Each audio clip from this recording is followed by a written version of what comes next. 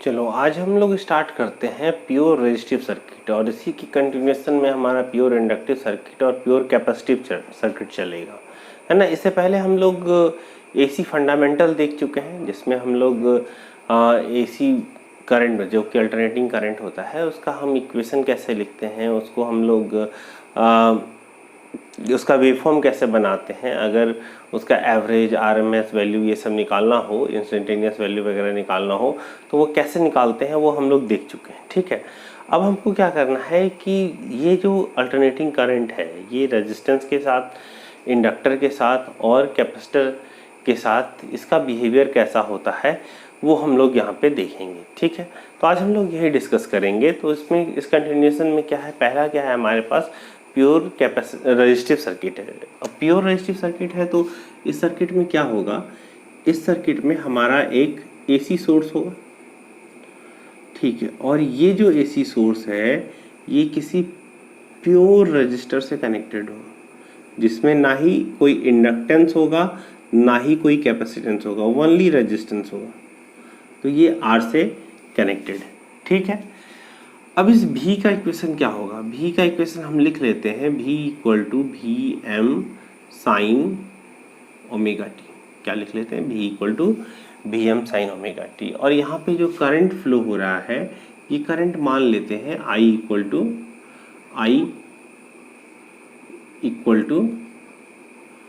आई M sine omega T plus 90 plus 5, है ना, plus कोई भी एंगल 5, है ना। अब हमको क्या करना है, इस आई एम का वैल्यू निकालना है और वो जो फेज एंगल है उस फाई का वैल्यू निकालना है। ठीक है, तो हमको ओम्स लॉ से पता है, हमको ओम्स लॉ से क्या पता है कि आई इक्वल टू क्या होता है, वोल्टेज डिवाइड बाय रेजिस्टेंस, यही होता है ना, सिंपल, और कुछ भी नहीं। ये क्या है, ओम्स लॉ है।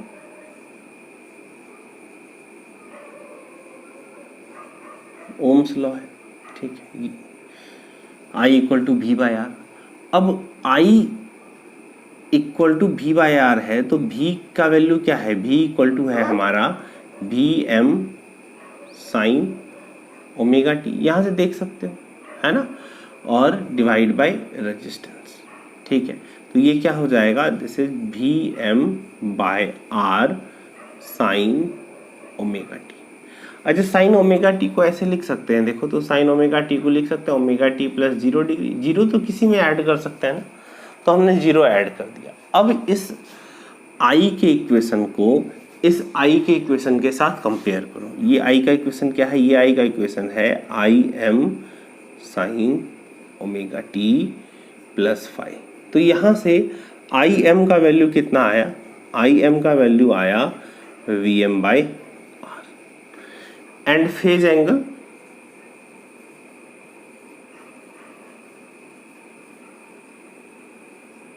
Phase angle phi equal to आया हमारा 0 degree. Phase angle phi equal to क्या आया हमारा जी, 0 डिग्री।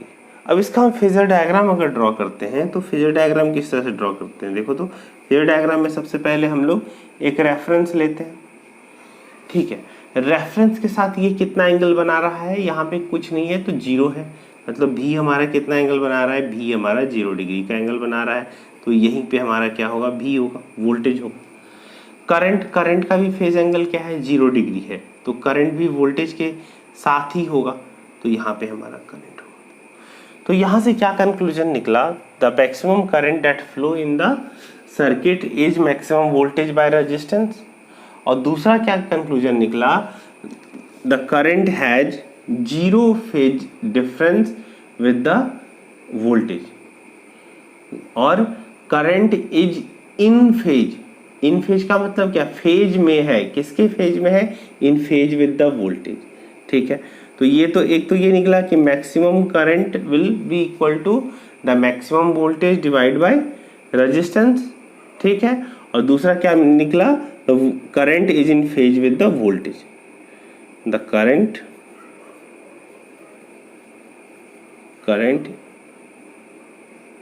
इन रजिस्टर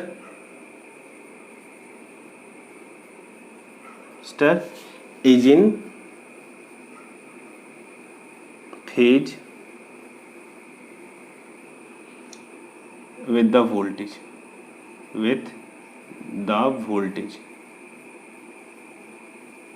करंट क्या होगा, वोल्टेज के साथ फेज में होगा।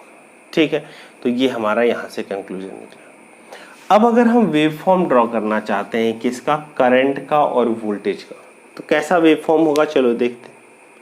करंट और वोल्टेज का वेव फॉर्म कैसा होगा, ये अगर ड्रॉ करना चाहते हैं तो किस तरह से होगा, चलो देखते हैं। यहाँ पे प्योर रेजिस्टिव सर्किट है ये, है ना। प्योर रेजिस्टिव सर्किट में करंट और वोल्टेज का वेव फॉर्म क्या होगा।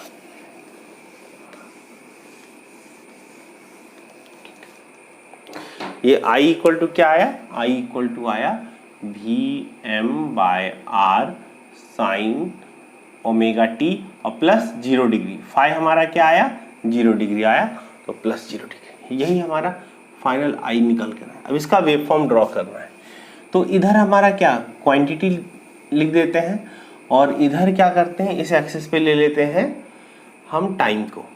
इधर क्या है, क्वांटिटी, क्वांटिटी हमारा क्या, वोल्टेज, ठीक है, करंट, और अगर पावर का वेव फॉर्म बाद में ड्रॉ करेंगे तो पावर, वोल्टेज, करंट और पावर। तो पहले वोल्टेज ड्रॉ करते हैं। वोल्टेज क्या है, एक साइन वेव है ना। तो एक साइन वेव है जो 0 से शुरू हो रहा है, तो 0 से शुरू हो रहा है, एक साइन वेव है। ठीक है, करंट क्या है, वो भी साइन वेव है और उसका ही फेज एंगल क्या है, 0 है।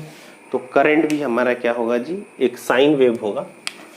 करंट भी हमारा एक साइन वेव होगा और जो 0 से शुरू होगा।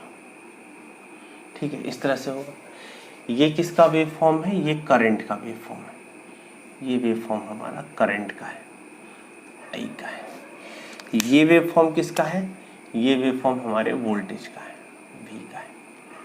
ठीक है, ये वेव फॉर्म हमारे वोल्टेज V का है, V का है।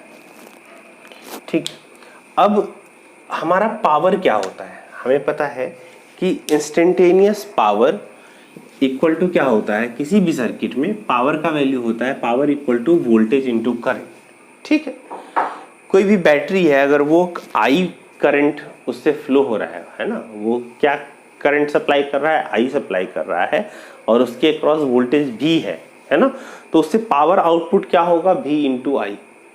कोई रजिस्टर है, इसके क्रॉस वोल्टेज क्या है, V है, और इसमें करंट कितना इसके थ्रू फ्लो हो रहा है, तो I करंट फ्लो हो रहा है, तो इसमें पावर कितना होगा, V इंटू I होगा। ठीक है, तो इंस्टेंटेनियस पावर P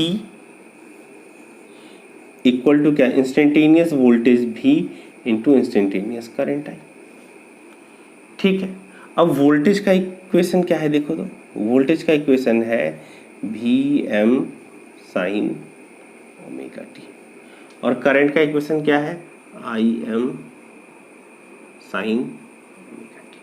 ठीक है, चलो इसको सॉल्व बाद में करते हैं, इसको हम सॉल्व बाद में करते हैं। पहले हम पावर का वेव फॉर्म ड्रॉ कर लेते हैं। देखो यहाँ पे 0 इंटू 0 0, यहाँ पे 0 इंटू 0 0, और यहाँ पे क्या मैक्सिमम इंटू मैक्सिमम, तो क्या होगा ये, यहाँ पे मैक्सिमम होगा। ठीक है, अब देखो यहाँ पे 0 इंटू 0 0, यहाँ पे 0 इंटू 0 0, यहाँ पे मैक्सिमम इंटू मैक्सिमम क्या होगा, मैक्सिमम। अब ये क्या है, नेगेटिव इंटू नेगेटिव, फिर से क्या हो जाएगा, पॉजिटिव। तो फिर से ये क्या हो जाएगा जी, ऐसे पॉजिटिव। ठीक है, फिर यहाँ से पॉजिटिव इंटू पॉजिटिव, फिर से पॉजिटिव, और इस तरह से ये वेव फॉर्म चलता जाएगा। ये वेव फॉर्म किसका है, ये वेव फॉर्म है हमारे पावर का। ये वेव फॉर्म किसका है, ये वेव फॉर्म है हमारे पावर का। ठीक है, अब इक्वेशन निकालते हैं। अब क्या निकाल रहे हैं हम, इक्वेशन पावर का निकाल कर देखते हैं कि पावर का इक्वेशन क्या आता है। तो पावर का इक्वेशन हम यहाँ से देख लेते हैं। तो ये होगा हमारा, this is equal to Vm Im by 2 into 2 sine square omega t. 2 multiply करने का जरूरत शायद नहीं था हम लोगों को, है ना, तो ऐसे ही डायरेक्ट हो सकता है ना। क्या होगा ये होगा हमारा Vm Im, और साइन स्क्वायर 2 ओमेगा टी को लिख सकते हैं 1 minus cos 2 omega T by 2, ये लिख सकते हैं। है ना। ये फॉर्मूला सभी को पता होगा, ये ट्रिगोनोमेट्री का सिंपल सा फॉर्मूला है ना। याद नहीं हो तो देख सकते हो बुक में भी, ठीक है। तो ये क्या हो गया, VM IM/2, ठीक है, VM IM/2 और 1 माइनस cos 2 ओमेगा टी, ये फॉर्मूला हो गया हमारा। अब देखो VM/2, VM IM/2 इसको लिख सकते हैं VM/√2 और इसको हम लिख सकते हैं IM/√2 लिख सकते हैं। क्यों लिख रहे हैं वो तुम्हें थोड़ा सा अभी डाउट हो रहा होगा, कुछ लोगों को लग भी रहा, पता भी चल रहा होगा कि क्यों लिख रहे हैं। क्योंकि हमको वैल्यू किस में लिखना है, हमको वैल्यू RMS क्वांटिटी में लिखना है, ठीक है।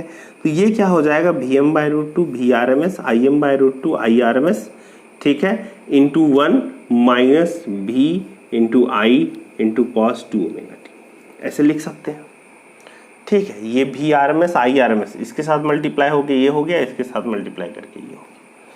अब अगर हमसे कहा जाए कि एवरेज पावर क्या होगा, है ना, क्या पूछा जाए कि एवरेज पावर P एवरेज ये क्या होगा, तो P एवरेज इक्वल टू क्या होता है, average of instantaneous value over a long time. तो किसी भी लॉन्ग टाइम में अगर हम एवरेज लें तो क्या होगा, average of VI plus average of VI cos 2 omega T, sorry minus average of VI cos 2 omega T, यही होगा ना, average of VI cos 2 omega T. अब देखो यहाँ पे एक चीज देखो कि हमको क्या पता है, हमको ये चीज पता है कि किसी भी साइनसोइडल क्वांटिटी का, है ना, कोई भी अगर साइनसोइडल क्वांटिटी हो, उसकी फ्रीक्वेंसी कुछ भी हो, है ना, उसका लॉन्ग टाइम में एवरेज का वैल्यू क्या होता है, 0 होता है। क्यों होता है कि देखो ये एरिया इस एरिया से कैंसिल हो जाएगा, ये एरिया इस एरिया से कैंसिल हो जाएगा, ये पॉजिटिव एरिया इस नेगेटिव एरिया से कैंसिल हो जाएगा। तो किसी लॉन्ग टर्म में इस सारे एरिया को जोड़ेंगे तो वो क्या आएगा, 0 आएगा, और डिवाइड बाय टाइम करेंगे, ऐसे ही निकालते हैं ना, total area divide by time is the average. तो अगर हम एरिया को जोड़ते हैं तो किसी साइनसोइडल क्वांटिटी का एरिया क्या होता है, सम करेंगे लॉन्ग टाइम में तो 0 होगा। तो इसीलिए किसी साइनसोइडल क्वांटिटी का एवरेज क्या होता है, 0 होता है। तो ये क्या है, ये एक तरह का साइनसोइडल क्वांटिटी है, तो इसका एवरेज क्या होगा, 0 होगा। और ये क्या है, एक तरह का कांस्टेंट है, तो इसका किसी कांस्टेंट का एवरेज क्या होगा, वही कांस्टेंट हो जाएगा। So the average power P average equal to क्या होगा, V into I।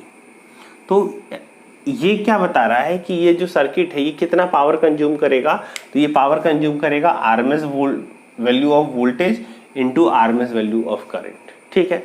Next class में हम प्योरली इंडक्टिव सर्किट डिस्कस करेंगे और उसके बाद फिर प्योरली कैपेसिटिव सर्किट, ठीक है। आज क्लास यहीं पे छोड़ते हैं, अगर कुछ डाउट होगा तो वो आप कमेंट में पूछ सकते हो, ठीक है।